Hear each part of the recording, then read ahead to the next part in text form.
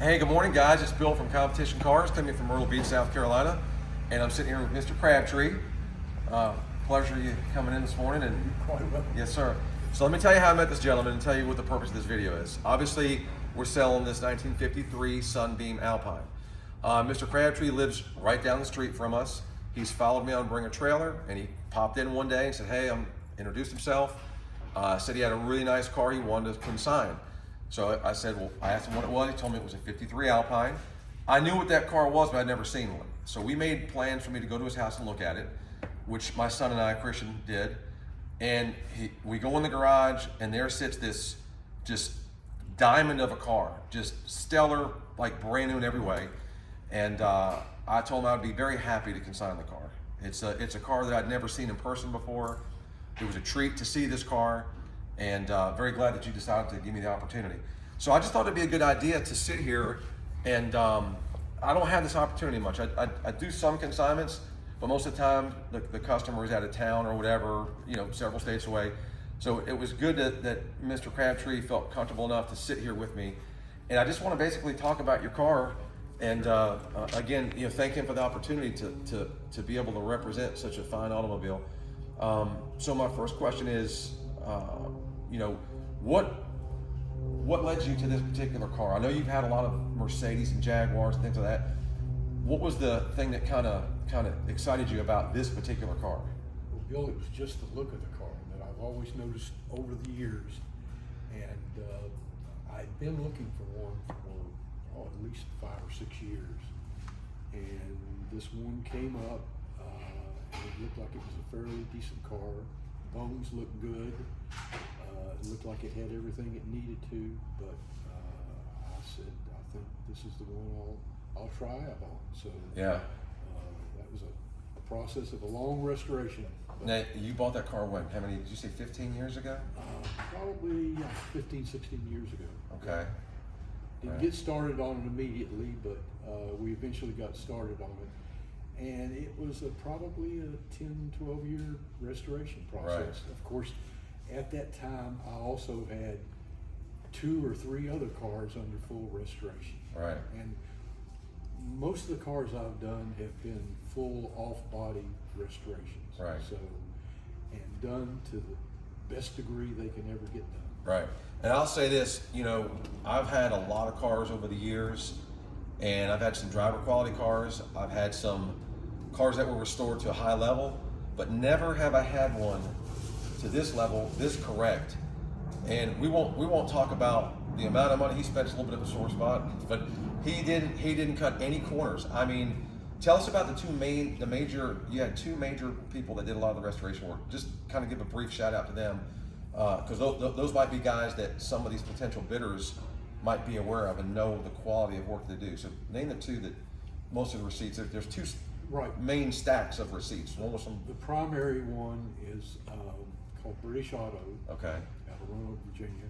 And the other one is King's Auto Restoration, and that's out of Cloverdale, just north of Roanoke. Okay. British Auto went out of business Okay. when the car was about 80% finished. There was 2 brothers running it.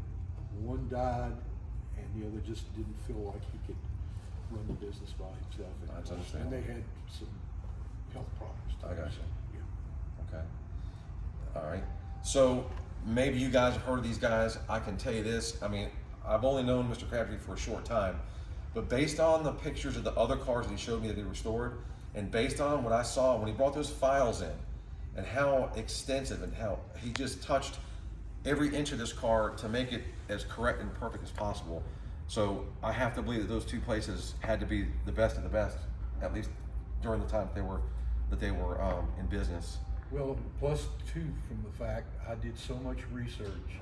Right. Guidance. I took care of all the research on the car, what was to be correct, where to find the parts for them.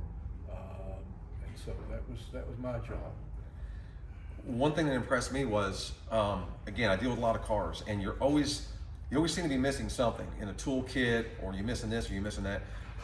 That toolkit, and I don't know how many pieces it is. It looks like it's a 12 to 15 piece Right. toolkit. Plus the tools for The- me, the tires, right. plus about 20 all total. He took the time to reach out to people in England and buy every single tool that this car came with when it was new.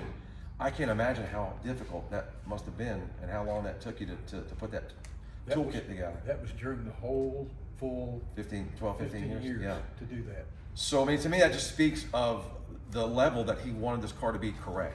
So I have no doubt, and I won't challenge anybody on my statement, that this has to be the nicest one, or equal to the nicest one, or possibly better than the nicest one in the entire world.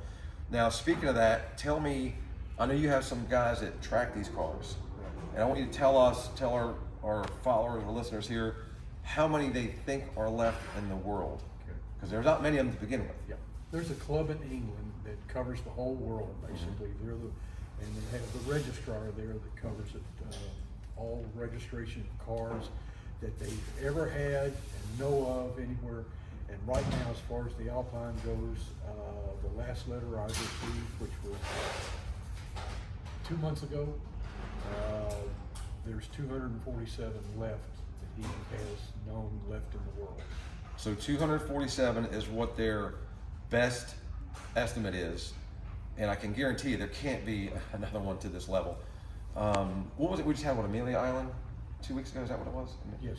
So coming through here, gentlemen from up north were passing through. They followed me on Bring Trailer. They were one of the judges. They stopped in and they were just stunned at this car, amazed. They said this car would definitely be a concourse level car. So I mean, anybody that knows cars, that sees this car, can tell you immediately that this is a very special, one of a kind car. And I'm very glad that you allowed me to represent the car. We have lots of pictures, lots of videos. I know we're a day out from ending. I think it ends tomorrow around 2 o'clock. So we got not a ton of time left. If anybody had to come look at this car, our doors are open. You're welcome to come inspect it in person. But I will say that this car will absolutely meet or exceed your expectations. I mean, it's just, there's nothing really to, I mean, every inch of this car just looks literally new, you know? And when the restoration was done, I did my driving video. It was a pleasure to drive. That's 16 miles on that is you reset that when the restoration was Exactly. complete. Yeah. So, When it left the shop, basically they did some test driving on it. right. We had the odometer disconnected then, so that's Right. just since I've got it that it's Okay. been put on. So it's a very fresh restoration. It was I did find out, and again, this just speaks to the level of how he wanted his car to be as perfect as possible. Went the extra mile to put the Castle floor shift 4-speed, which I think you told me was a Sunbeam approved modification to the Yes. car. Yeah. Right. All right. Yeah. I couldn't imagine it being fun It's with the one that's on the- generally, if they convert one to a 4-speed, that's usually the one they go to. Gotcha. So, yeah. Okay. I think I was going to ask you is there anything else that you would like to let these potential clients, buyers know that we haven't covered? I'll add this. I'll reiterate that I can tell that he really put so much time, so much effort and love into this car, and I just can't believe how new and correct it is. So, is there anything else you want to say that you can think of if you want to talk about? I think we've pretty well covered Everything? But I just, my belief always has been, if you're gonna do something, do it right. Right. The money, the price of whatever it was gonna cost did not matter. Right. What I wanted to do That's is right. find the best car out there that you could get, and I think I've done that with this. Oh, yeah, car. 100%. And I did that with each one of my cars. Yeah. I mean, money was not a factor, because of what they were. I always basically ended up made money on them. So, it's just something that, like Dad said, if you're gonna do something, do it Yeah, right. yeah. And that's what I learned. And I mentioned that in the comment section. It wasn't about you're on a budget. You didn't have a budget. Your concern No. was making the car No budget perfect at and all, right. whatever it So, took to make it right. If I had to spend, an extra $2,000 on something. Right. I did it, especially if it was a part that was needed. Right. So it's done. And I there- need the correct part. Yeah, exactly. And there was some comments in the thread about this particular, not this actual car, but what was the movie? Was it To Catch a Thief with Cary Grant? I think? Yeah. So that was kind of cool. Someone posted a video. So if you guys have a chance, go back through the thread and watch it. There's a scene where him and what was the lady's name again? Do you recall? Beautiful blonde lady of her day. She was the Prince Grace of Monaco. Okay, so there's a scene in the movie where you get to see a car just like this driving through the I think it was in Monaco, right? It was. Yeah. So that was kind of cool to go back and see. So we appreciate you guys looking. Bid all you can. We're going to do our best to get this car sold. We hope it goes to a great home. We hope that you guys can appreciate what this car is and the effort and the money and the time that Mr. Crabtree put in this car to make it as perfect as possible for the next caretaker. So thanks for watching, guys. Have a great day. Any additional questions, put them in the comment section. And Mr. Crabtree, thank you, sir. Thank you. Appreciate it. Appreciate it. Thanks. Thank you.